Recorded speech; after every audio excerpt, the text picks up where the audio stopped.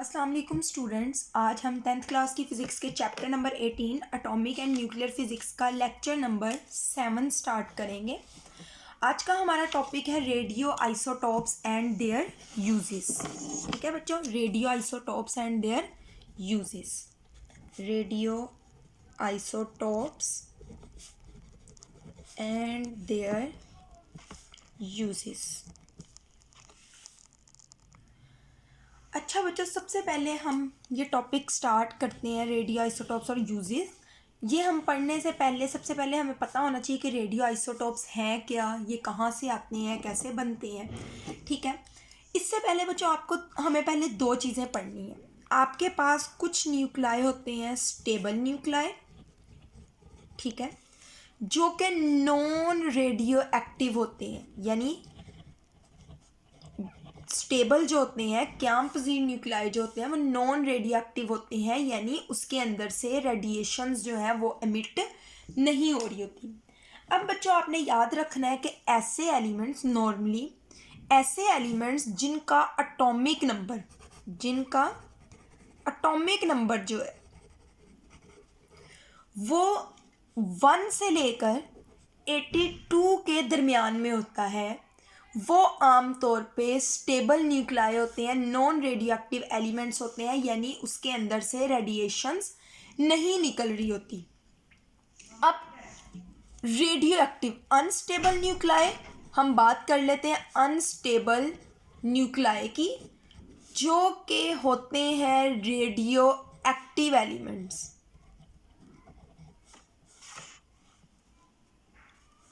ठीक है, radio active. अब बच्चों ऐसे एलिमेंट्स जिनका एटॉमिक नंबर 82 से ज़्यादा होता है, जिसका एटॉमिक नंबर 82 से ज़्यादा होता है, वो कुदरती तौर पे क्या होते हैं, अनस्टेबल होते हैं, नेचुरल। ये नहीं कि हम उसको तैयार कर रहे हैं कि उसके अंदर से रेडिएशंस निकल रही हैं, नेचुरली जो है वो रेडियो एक्टिव एलिमेंट्स होते हैं। तो सबसे पहले आपको पता होना चाहिए रेडियो एक्टिव और नॉन रेडियो एक्टिव क्या होते हैं। तो नॉन रेडियो एक्टिव एलिमेंट्स ऐसे एलिमेंट्स जिनका एटॉमिक नंबर 82 से कम होता है और वो स्टेबल न्यूक्लाई वाले होते हैं, उनको नॉन रेडियो एक्टिव एलिमेंट्स कहते हैं। और बच्चों रेडियो एक्टिव एलिमेंट्स या नेचुरल रेडियो एक्टिव एलिमेंट्स क्या होते हैं, ऐसे एलिमेंट्स जिसका एटॉमिक नंबर 82 से ज़्यादा होता है और जो अपने अंदर से रेडिएशंस एमिट करते हैं, उनको क्या कहा जाता है, रेडियो एक्टिव या फिर अनस्टेबल न्यूक्लाई। अब बच्चों हम देखते हैं रेडियो आइसोटॉप्स क्या होते हैं। ठीक है, रेडियो आइसोटॉप्स। बच्चों रेडियो आइसोटॉप्स जो होते हैं ना, वो नेचुरल प्रोसेस से नहीं होते, ये आर्टिफिशियल प्रिपेयर किए जाते हैं। ये क्या होते हैं, आर्टिफिशियल्स होते हैं, यानी इसको खुद तैयार किया जाता है। अब बच्चों जो स्टेबल होते हैं यानी नॉन रेडियो एक्टिव एलिमेंट्स होते हैं, स्टेबल यानी नॉन रेडियो एक्टिव एलिमेंट्स जो होते हैं, उसको हम रेडियो एक्टिव एलिमेंट्स में तब्दील कर सकते हैं, उसको हम रेडियो एक्टिव एलिमेंट्स में तब्दील कर सकते हैं, यानी इन वालों को इनमें तब्दील कर सकते हैं, इसको इसमें तब्दील कर सकते हैं। स्टेबल को रेडियो एक्टिव एलिमेंट्स में यानी अनस्टेबल में, गैर कैंपजीर में तब्दील किया जा सकता है। अब जब तब्दील करने के बाद जो यहाँ पे चीज़ बनेगी, ठीक है, इसको कहा जाता है रेडियो आइसोटॉप्स। इसको कहा जाता है रेडियो आइसोटॉप्स या फिर इसको कहा जाता है radio active isotopes. Radio active isotopes जो नेचुरली तौर पे तो नहीं थे बट उनको बना दिया गया।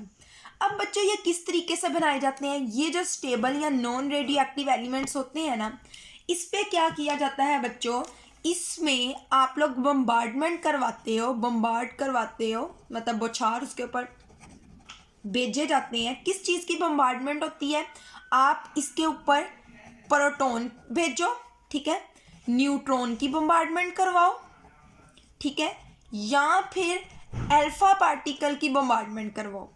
अब बच्चों आपको पता है प्रोटॉन की बम्बार्डमेंट करवाएं, न्यूट्रॉन की करवाएं, अल्फा पार्टिकल करवाएं, तो इनके जो चार्ज नंबर होंगे या इनका जो atomic number, atomic mass number होगा वो चेंज हो जाएगा। तो जिसकी वजह से उनके पास एक्स्ट्रा इलेक्ट्रॉन, प्रोटॉन्स, न्यूट्रॉन्स वगैरह आ जाएंगे। और क्या होगा, एक्स्ट्रा आने से वो अनस्टेबल हो जाएंगे, और जब वो अनस्टेबल हो जाएंगे, रेडियो एक्टिव में चेंज हो जाएंगे, रेडियो आइसोटॉप्स में चेंज हो जाएंगे, तो फिर ये अपने अंदर से रेडिएशंस एमिट करेंगे। ठीक है, तो ये जो आर्टिफिशियली प्रोड्यूस्ड होते हैं इनको क्या कहा जाता है, रेडियो आइसोटॉप्स कहा जाता है। अब बच्चों हम इस प्रोसेस की एग्जाम्पल देख लेते हैं। ठीक है, आपने इसी तरह करना है, पहले स्टेबल अनस्टेबल के बारे में या नॉन रेडियो एक्टिव की डेफिनेशन एग्जाम्पल हेडिंग बना के, फिर आप रेडियो आइसोटॉप्स की हेडिंग बना के इसकी सारी प्रोडक्शन लिख के फिर आप इसकी एग्जाम्पल लिखेंगे। अब बच्चों आपके पास एक एलिमेंट है सोडियम।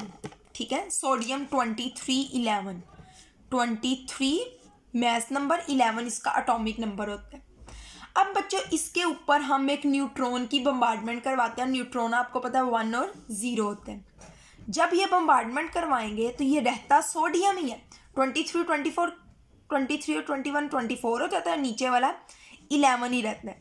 ठीक है, साथ में बच्चों इसके गैमा रेज निकलती हैं। ठीक है, अब ये जो 24 है, ये जो सोडियम था ये स्टेबल था, स्टेबल सोडियम था, और ये जो है सोडियम का रेडियो आइसोटॉप बन गया, यानी आर्टिफिशियली प्रोड्यूस्ड इसका आइसोटॉप बन गया, और अब ये अनस्टेबल है और इसके अंदर से रेडिएशन निकलेगी। ये आपकी होगी बच्चों पहली एग्जाम्पल। सेकंड आप इसकी एग्जाम्पल देखें, इसमें ये है कि आपके पास एक एल्यूमिनियम है। एल्यूमिनियम आपको पता है 27 और 13 होता है, ये स्टेबल है।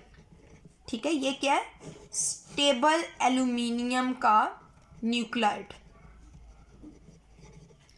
इसके ऊपर बच्चों आप एक अल्फा पार्टिकल की बम्बार्डमेंट करवाओगे, यानी हीलियम न्यूक्लियस की 4 और 2। अब ये चेंज हो जाता है फॉस्फोरस में। किस में चेंज हो जाता है, फॉस्फोरस में, और ये कौन सा हो जाता है, रेडियो आइसोटोप बन जाता है। होता बच्चों कुछ यूं है कि साथ एक न्यूट्रॉन निकलता है 1 और 0, 27 में 3 ऐड करेंगे, क्या बनेगा 30, क्योंकि साथ 1 तो वहां चला गया, और 13 और 2 क्या होगा 15। तो बच्चों ये आपके पास फॉस्फोरस का रेडियो आइसोटोप बन जाता है, जो कि क्या होता है, अनस्टेबल होता है, और इसके अंदर से रेडिएशन निकलती है। ये हमारा हो गया रेडियो आइसोटोप्स। बच्चों इसके जो यूजेस वाला पार्ट है ना, ये इंशाल्लाह हम कल करेंगे। अभी मैं आपको इसकी रीडिंग करवा देती हूँ। Nuclei which do not emit radiations naturally are called stable nuclei. तो पहली आपकी हेडिंग हो गई स्टेबल न्यूक्लाई क्या होती है। फिर आप इसकी ये बुलेट पॉइंट बनाएंगे। इन जनरल आमतौर पे most of the nuclei, most सारे नहीं ज़्यादातर, with atomic number 1 to 82 are stable nuclei. 1 से लेकर 82 तक जिनका अटोमिक नंबर होता है वो आमतौर पे क्याम पजीर होते हैं। While the elements, यहाँ से अगला स्टार्ट हो रहा है, while the elements whose atomic number is greater than 82 are naturally unstable, they emit different types of radiations all the time। हर वक्त वो मुख्तलिफ तरह की रेडिएशन खारिज करते हैं, and hence continuously change from one type of an element to another। तो इस तरीके से एक से दूसरे, दूसरे से तीसरे में मुसलसल तब्दील होते रहते हैं। And hence continuously change from one type two another, यहाँ आपने डेफिनेशन कर लेनी है अनस्टेबल की। ठीक है, दे emit different types of radiation all the time. ठीक है, और साथ आपने उनका एटॉमिक नंबर बुलेट पॉइंट बना के ऐड कर लेना है। अब ये आप हेडिंग बनाएंगे रेडियो एक्टिव आइसोटॉप्स की बना लें, या रेडियो आइसोटॉप्स की, पूरा पैराग्राफ इसी का। The stable and non radioactive element, जो स्टेबल या नॉन रेडियो एक्टिव एलिमेंट्स होते हैं, कैन ऑल्सो भी change into radioactive elements. उनको भी रेडियो एक्टिव एलिमेंट्स में चेंज किया जा सकता है by bombarding them with proton. उसमें प्रोटॉन, न्यूट्रॉन्स या अल्फा पार्टिकल की बम्बार्डमेंट करवा के। Such artificially produce radioactive elements are called radioactive isotopes. और रेडियो आइसोटॉप्स, ये जो आर्टिफिशियली प्रोड्यूस होते हैं इसको रेडियो एक्टिव आइसोटॉप्स या रेडियो एक्टिव एलिमेंट्स कहा जाता है, आइसोटॉप्स कहा जाता है। अब यहाँ पे आ जाती है, यहाँ पे आप हेडिंग बनाएंगे प्रोडक्शन ऑफ रेडियो आइसोटॉप्स। ठीक है, प्रोडक्शन ऑफ आइसोटॉप्स। ठीक है, पर बच्चों आप लोगों ने पता है क्या करना है, आपने यहाँ से लेके ना यहाँ तक डेफिनेशन लिखने रेडियो आइसोटॉप्स की। इस पैराग्राफ के ऊपर हेडिंग बना लें प्रोडक्शन ऑफ रेडियो आइसोटोप्स और फिर यहाँ पे ऐड कर लें example of production of radio isotope. ये डेफिनेशन है, यहाँ से लेके यहाँ तक इसकी प्रोडक्शन है और फिर ये उसकी एग्जाम्पल है। ये देखिए सोडियम में न्यूट्रॉन ऐड हो रहा है, सोडियम अनस्टेबल हो रहा है, गैमा रेज निकल रही हैं।